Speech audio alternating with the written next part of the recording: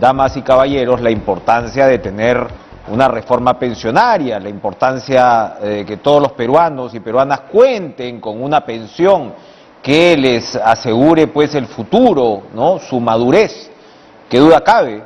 Lo estamos viendo ahora mismo en las solicitudes de algunos exmandatarios que, por supuesto, ¿no?, a quienes les correspondería en circunstancias normales, digamos, este beneficio por haber servido a la nación con la primera magistratura. Pero estamos hablando de cal y estamos hablando de arena probablemente. Hemos tenido 4 presidentes los últimos años antes del actual, después del señor Humala, y 3 de ellos están reclamando este beneficio. 2 ya lo han hecho de manera formal y el señor Martín Vizcarra ha anunciado que también lo va a hacer.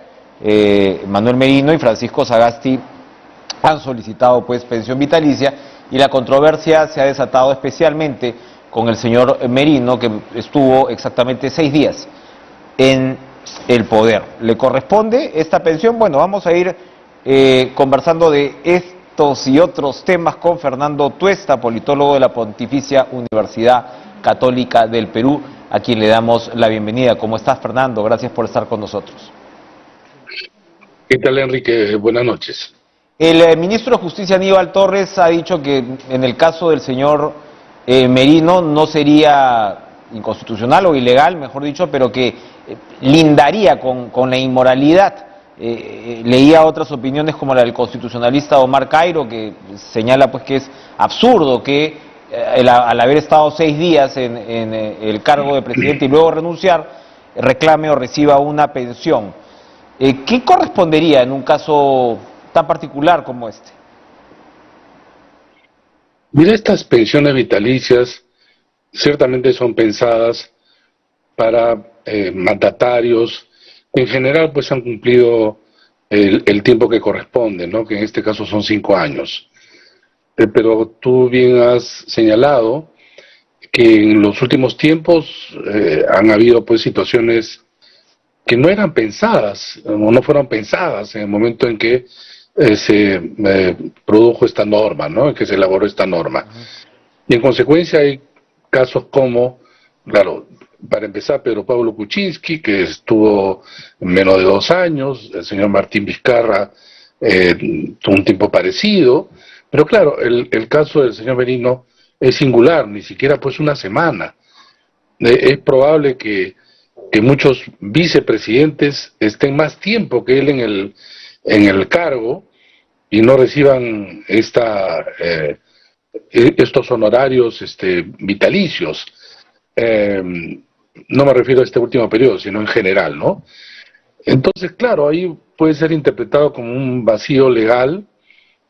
Claro, yo tengo la impresión de que si es que lo está solicitando, se lo van a dar.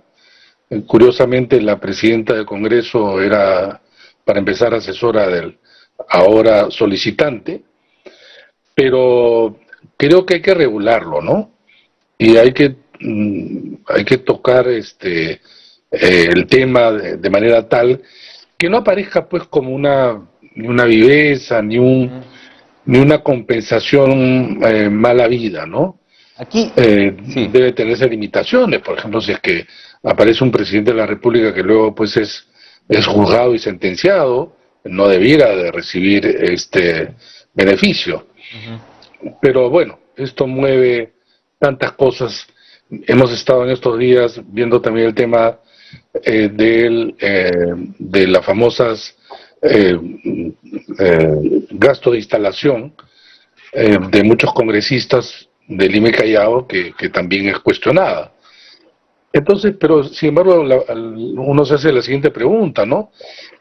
Claro, muchas de nuestras normas están hechas pues para situaciones, digamos, normales, regulares, ¿no?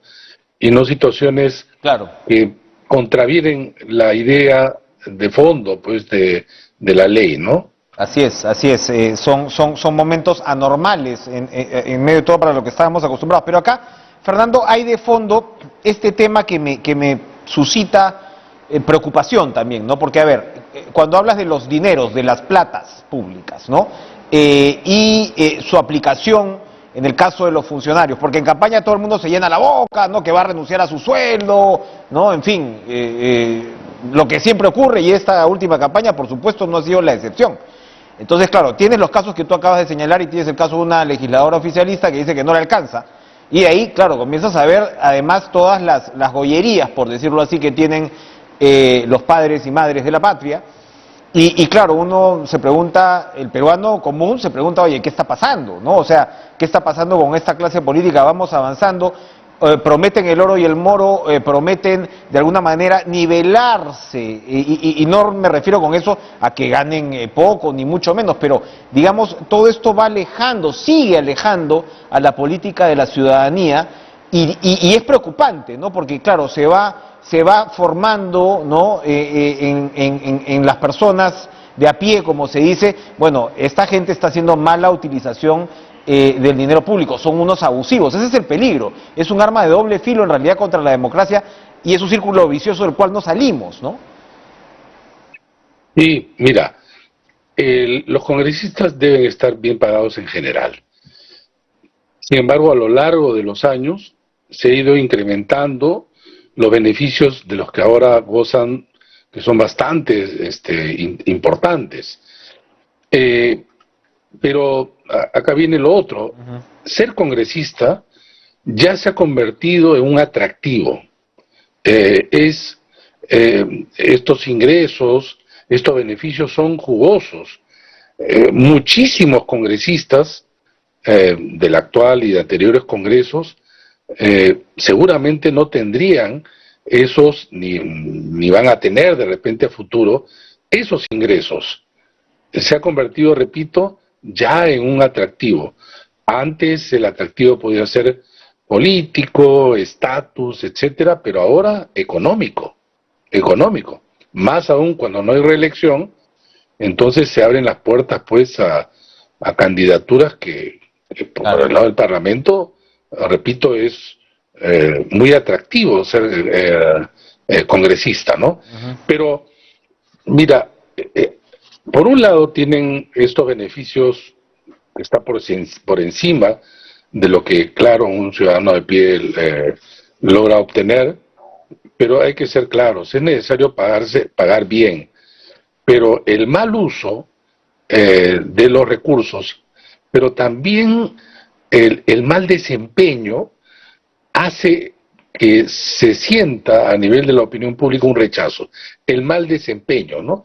Tú dices, mira, muchos de estos congresistas no están preparados, no asisten a las sesiones, ni siquiera sobre la función parlamentaria la llevan adelante con un mínimo de decoro, ¿no? Entonces, tú dices, se les paga tanto por esto, ahí es donde se incrementa también, pues, el rechazo, ¿no? Si encima hay esto que es, pues, a todas luces contraproducente, ¿no? Dice, gastos de instalación. La idea siempre fue pensada en un congresista de provincia, de región, y ahora incluso a nivel internacional, porque tenemos representantes de peruanos en el exterior, que tienen que gastar, porque ahora obviamente tienen que alquilar probablemente un espacio, gastos que esto ocasiona, el propio transporte, tiene sentido, pero los de Lima y Callao, y escuchar a algunos congresistas que hablan de sus necesidades, que deben ser cubiertas también igual que el resto, uno de ellos instalarse, dice, en términos de todo aquello que le facilite su trabajo virtual. Instalarse a su nueva vida, instalarse a su nuevo régimen, digamos. Un mal chiste, ¿no? Claro, así es. Ahora, a ver, esto como, en todo caso, bueno, es difícil corregirlo, ¿no? Porque estamos hablando de ciertos niveles parlamentarios de los cuales no salimos. Por supuesto, en tu caso, fuiste protagonista de lo que fue, o proponente en realidad, de una reforma trunca. Entonces, ahora hay como cierta desazón, porque hay críticos que dicen, ¿viste? La política no se mejora por diseño o por decreto. Del otro lado, por supuesto, lo que sabemos es que fue una reforma incompleta, que no se dio. Pero ¿cómo se puede hacer de alguna manera en estas circunstancias para salvar la situación, en todo caso para mejorarla, para no permitir que esto se complique más? ¿Hay legislativamente decisiones que tomar, por ejemplo? Mira, muchas de estas medidas están dentro del marco de las normas internas del Congreso.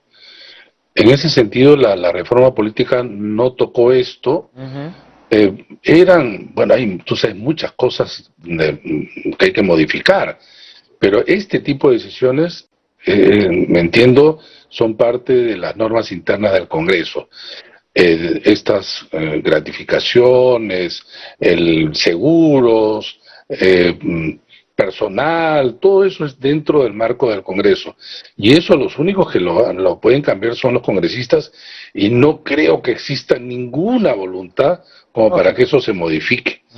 Pero porque además, como dices, perdón Fernando, como dices, los incentivos son muy dudosos, pues, o sea, cuando no hay carrera política, cuando no existe reelección, la esperanza de estos congresistas es de repente seguir con carreras regionales, municipales, o sea, esto está de cabeza, pues, ¿no? Claro, por ejemplo, claro, esto afecta claramente lo que tú señalas, el tema de la representación. Cuando tú tienes, claro, cascarones, cuando tú tienes voto preferencial que posibilita que con campañas individuales puedas llegar al Congreso, y efectivamente cuando no hay carrera política porque no hay tampoco reelección, entonces pueden hacer en los 5 años lo que quieren, total, no van a ser castigados con el voto, ¿no? Y entonces, pero tampoco hay voluntad política. Repito, mira, por ejemplo, el intento de hace una semana del Congreso para eliminar parte de lo poco avanzado de la reforma política en relación a las elecciones abiertas, simultáneas y obligatorias, las primarias, pero que venía además acompañada, por ejemplo, de no exigencia de participación de parte de los partidos y movimientos regionales, y tirarse abajo los umbrales para justamente eliminar a estos partidos cascarones, frente de alquiler. Hay pues un espíritu no de reforma, sino un espíritu de contrarreforma, como hemos denominado, ¿no? Al lado de eso, conductas pues políticas que no están asociadas pues a proyectos políticos, porque, repito, como consecuencia de lo anterior, muchos de los congresistas en realidad representan intereses muy particulares, ni siquiera intereses colectivos. Me refiero a colectivos en el sentido del partido político. Se conocen recién en Lima, seguramente en el mes de julio. Muchos de ellos van a transitar de una bancada a otra. ¿Has visto? Hoy día sale una noticia, por ejemplo, de un congresista que intenta sobornar a un periodista de la República para que dejen de entrevistar a su colega y sí lo hagan con él. O sea, prácticas pues ya no dudosas, ¿no? Sino lindando pues en lo delictivo. Qué vergüenza. Esto parece no tener fin. Así es. Pero hay que proseguir con la reforma política, es necesario. Es decir, el país no puede seguir arrastrando